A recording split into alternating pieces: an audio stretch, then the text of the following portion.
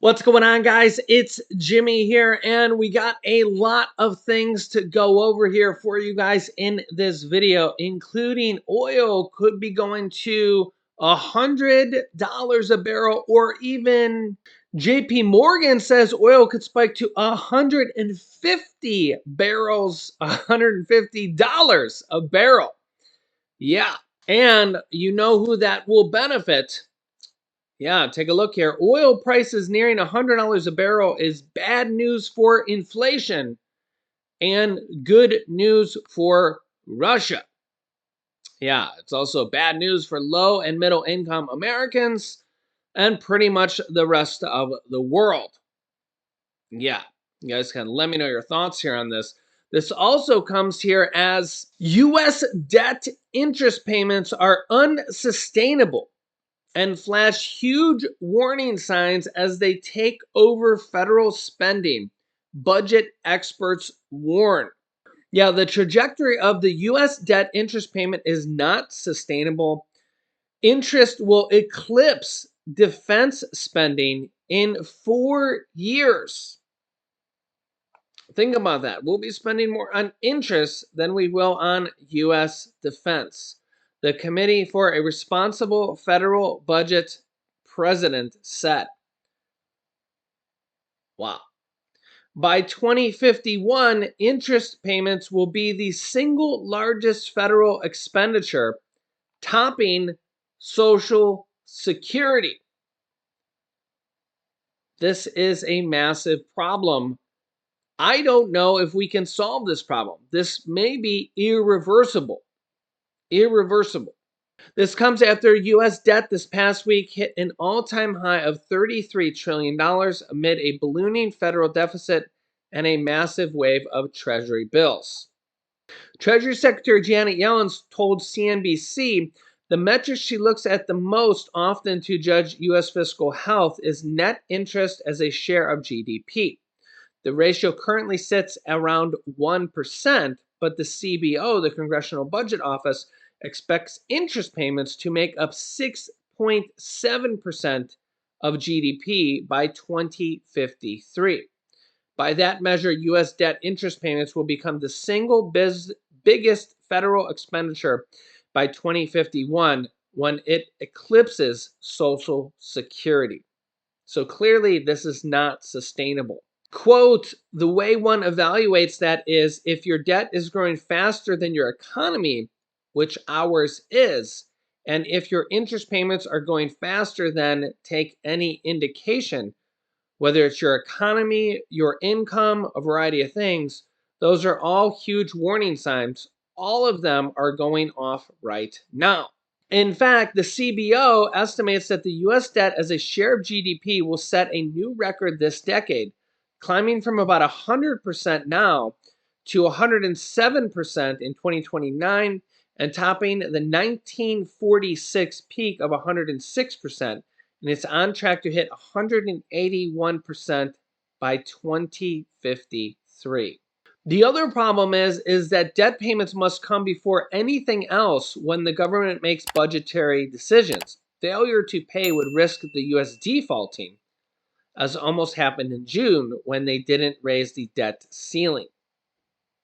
Interest payments already outpace federal spending on youth education, and in 4 years, it will top defense spending as well. To lower the debt, tax hikes on both wealthy and middle income Americans have to occur. Spending cuts must also be implemented, including on defense and social entitlements if necessary. Quote, we know how to do that. There are many sensible plans out there. We don't have the political will, meaning Republicans and Democrats actually passing something. In this hyper-partisan environment, politicians and busily promising that they won't do all the things that are exactly what we need to do. This is the same problem Social Security suffers from, with Social Security and the Medicare trust funds set to run out of money in just a certain amount of years, depending on which one we're talking about. Social Security is set to run out in as early as 9 to 10 years. Congress has known this for many, many years. Nothing gets done. They did raise the Social Security retirement age many, many years ago, that helped it a little bit, but now it's been running out of money for quite some time. Republicans blame Democrats, Democrats blame Republicans, and the money in the trust fund keeps dwindling down, just like the debt that that we just talked about keeps going up and up and up. Two slightly different things, but you see the problem. Nothing gets done year after year after year after year, and getting Republicans or Democrats to agree on anything. It's just like the government shutdown issues.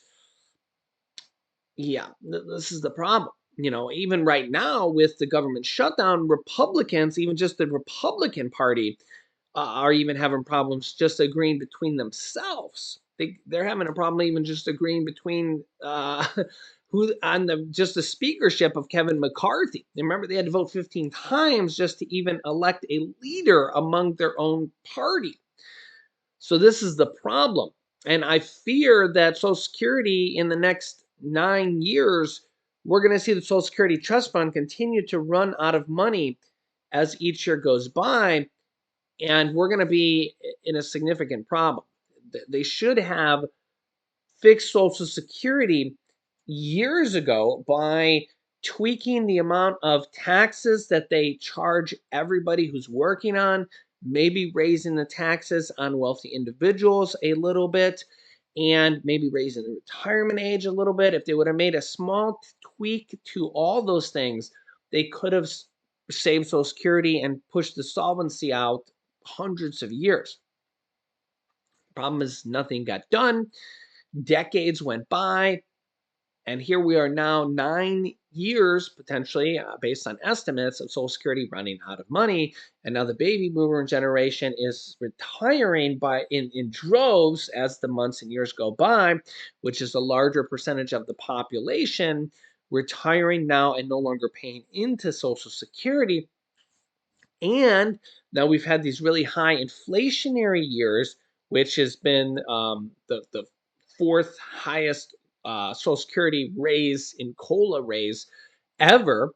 The last one, 8.7%, which just means more money coming out of the Social Security Trust Fund to pay for these cost of living adjustments.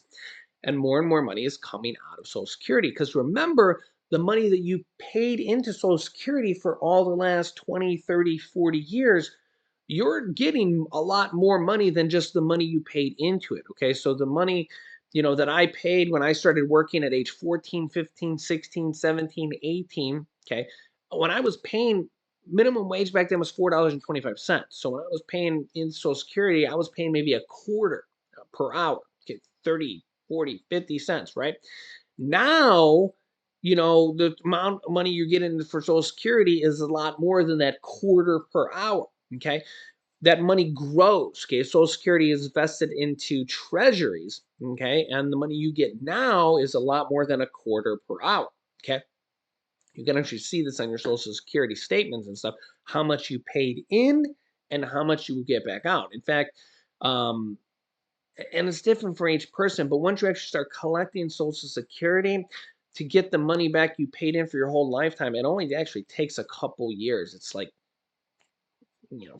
3, 4, 5 years for the average person to make all their money back once they start collecting Social Security. And again, it's different for each person. These are just like, off the shoulder, off the cuff, type of estimates, right? But you can pay into Social Security for 30 years, and for you to get the money back, all your money back, it only takes a few years, because you're getting back in 2023 dollars versus paying 30 years ago dollars. Okay, a quarter you were paying in back then. Now you're getting 2023 dollars. You're getting thousands of dollars now versus paying in a quarter per hour back then, if that makes sense. So you got to remember that Social Security is paying you a lot more money now than what you were paying in back then, if that makes sense. So you got to remember, this is another reason why Social Security is slowly running out of money. They're paying you a lot more money now than you were paying back in then. You're getting interest on your money. They're paying you treasury interest per se. Yeah, so they have to make, and this is like the problem with a lot of these things, they have to make adjustments to our debt. They have to make adjustments to Social Security they have to make adjustments to a lot of these things, and Republicans and Democrats can't agree on anything. You see this when we go into elections. If you look at the last several elections, our country's almost 50-50, Democrats, Republicans, at least when it comes time to voting, okay? Because we don't really have independent um, candidates, right? And when you go really look at the Senate, the Senate's been almost 50-50. It's like, 51-49 now. But it was 50-50 in the last previous Senate, right?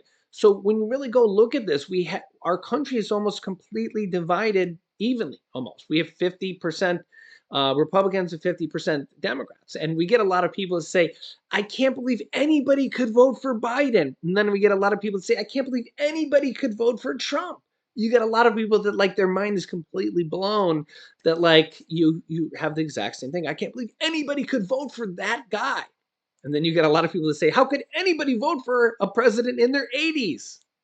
Right? And this is what's going to happen with the next election. If both of those guys run, you're going to get a lot of people that are going to be completely shocked that one of them is going to win. And of course, we know if both of those guys end up running, one of them is going to have to win. And this is going to be the massive problem, is that somebody's going to have to win. And of course, the other party, there's going to be a lot of people from the other party say, how on earth could that person have won? Right? Yeah. So you guys can let me know your thoughts on that. And this is the problem, is getting the other side to try to agree to, do these major changes that our country needs to fix a lot of this stuff, like Social Security, Medicare, the government budget, and, even try to agree on a lot of these things that are really hard to fix. And the funny thing is that when Congress comes up to get reelected, congressmen and senators and all these governors and stuff, 95% of them get reelected. Figure that one out. So we keep, it's the definition of insanity. We keep reelecting these people thinking, oh yeah, they must be good because we keep reelecting them. Why? Well, let me know your thoughts on this. So yeah, I'll keep you up to date here. If you haven't yet, make sure to subscribe down below. Click the bell icon. Thanks for liking and sharing these videos. Click here to see my new interview with Colonel Tony Shaffer, or click here to see the new wonder weapon that the U.S. just sent to Ukraine. That's right. Click on one of those videos next. Thanks for watching, guys, and I'll see you in the next video.